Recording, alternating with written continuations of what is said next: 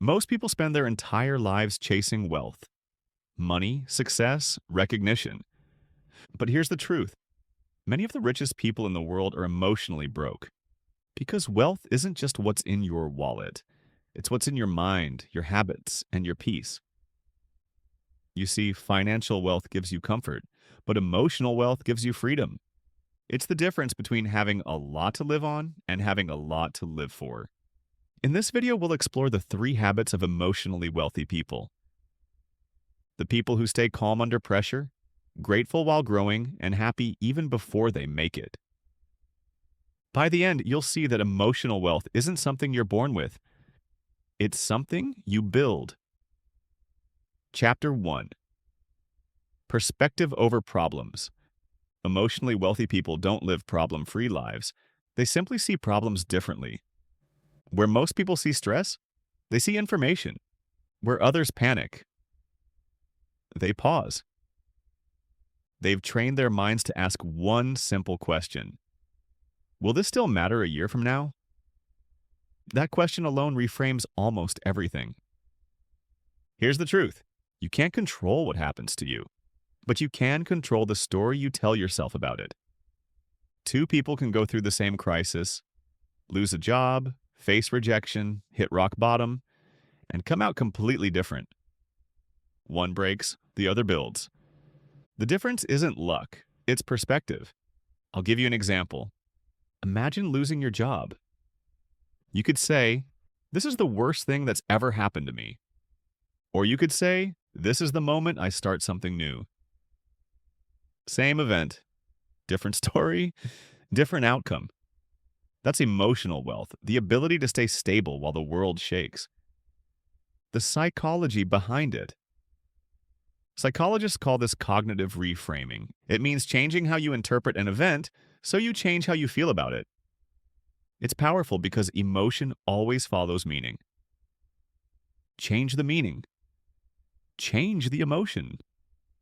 Viktor Frankl, a Holocaust survivor, once said, "Between stimulus and response, there is a space. In that space is our power to choose our response. In our response lies our growth and our freedom." That space is where emotional wealth lives. Practice the reframe habit.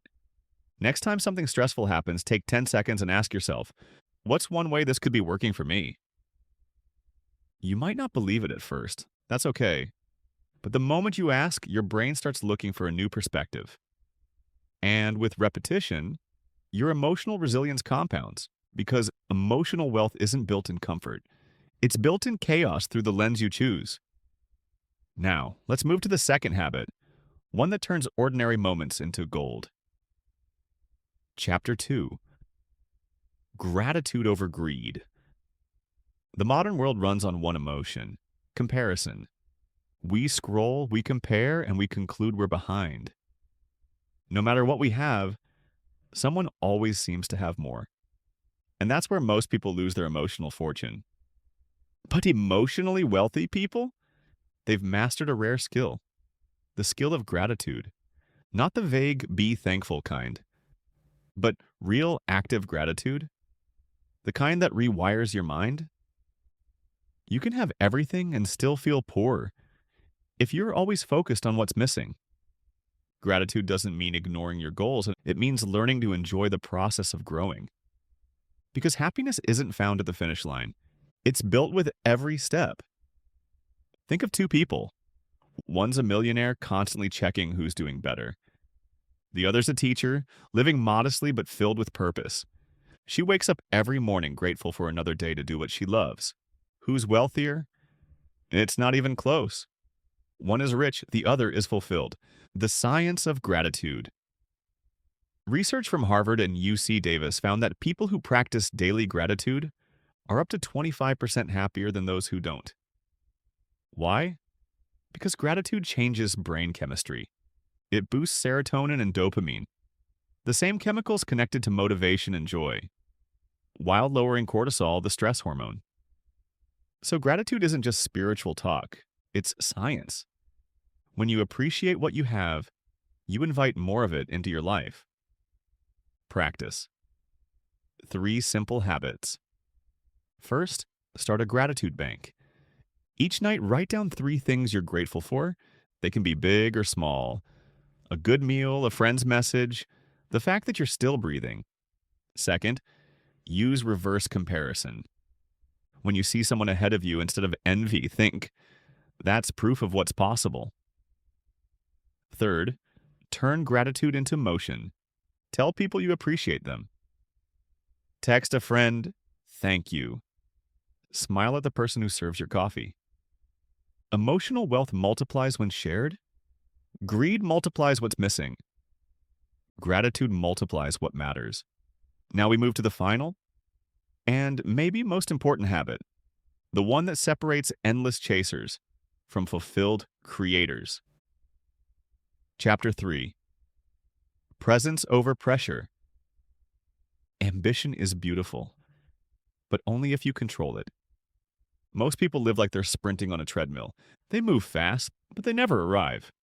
Always chasing the next goal, the next milestone, the next version of enough. Emotionally wealthy people know the truth. Speed without presence is just stress in disguise. They don't measure their worth by how fast they're growing, but by how aligned they feel while growing. They ask themselves, do my goals serve me, or do I serve them? That question changes everything. Let me tell you a story. A young entrepreneur spends 10 years chasing success. He builds his company, sacrifices sleep, health, relationships. Finally, he sells it for millions. And on the day of the sale, he feels nothing. He realizes he never actually lived any of those 10 years. He was always chasing, never being. Presence isn't about doing less. It's about being aware while you do it. The practice of presence, you don't have to meditate for hours. Presence can start in small ways. When you eat, taste your food. When you walk, feel your steps. When you talk, truly listen. Because if you can't enjoy the small things now, you'll never enjoy the big ones later. Here's a simple exercise. Before any major task, pause. Take 3 deep breaths. Ask yourself, what matters right now? That moment of awareness brings you back to wealth, the kind that can't be stolen, crashed, or lost in a bear market. Practice the enough rule. Write down what enough means to you. Enough income, enough success, enough rest. Without a definition of enough, you'll never feel rich, no matter how much you earn. Presence isn't about slowing down, it's about waking up. Conclusion. True wealth. True wealth isn't just having more, it's needing less and appreciating it more deeply. It's knowing when to push and when to pause. It's gratitude and growth and peace and progress. Emotionally wealthy people aren't chasing life. They're living it. Because when your mind is rich, your life will follow. Money can make you rich. But mindset, that's what makes you wealthy. If this message resonated with you, join the Growth and Wealth Club, because your mindset is your greatest investment. Thanks for watching, and remember, build wealth from the inside out.